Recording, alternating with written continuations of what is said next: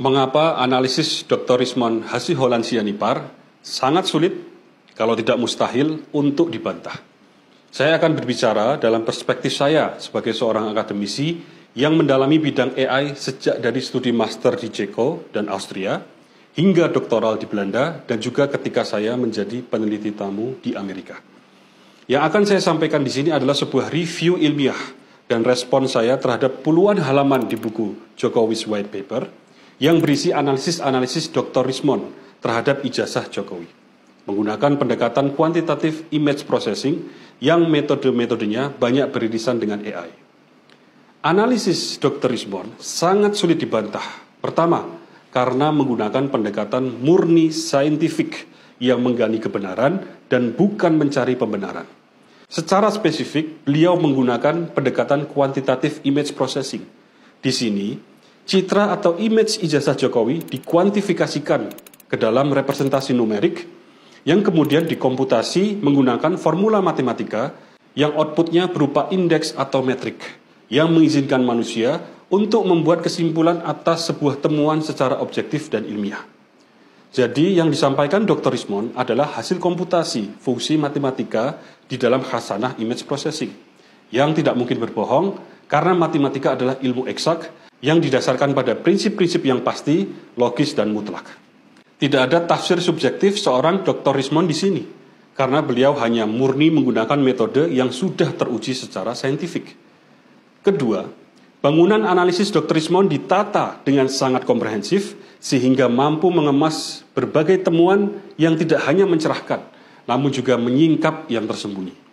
Di sini saya tidak kaget setelah mengetahui bahwa beliau ternyata adalah seorang lulusan Jepang yang meraih beasiswa Monbuka Gakusho, sebuah beasiswa prestisius dari negeri Sakura. Saya sedikit banyak memiliki pengalaman di dalam menulis dan mereview jurnal internasional. Dan tidak berlebihan kalau saya katakan bahwa dedikasi Dr. Rismond di dalam buku Jokowi's White Paper adalah kelas dunia. Secara spesifik teknis, sebagai contoh, Dr. Rismond membandingkan pola kompresi pada citra digital ijazah Jokowi dan mengamati inkonsistensi pada banyak area citra yang mengindikasikan kuat adanya rekayasa digital pada dokumen tersebut.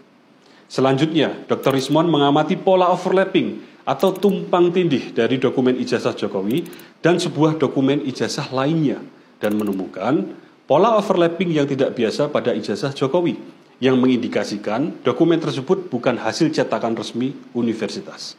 Sedang dokumen ijazah satunya menunjukkan karakteristik kuat dari pola overlapping dokumen resmi yang dicetak oleh universitas.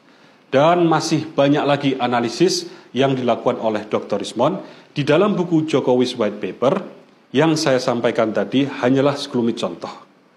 Masih ada analisis proportional spacing, kerning, uji overlay, analisis clips, analisis noise pattern untuk memeriksa keabsahan lembar pengesahan skripsi Jokowi.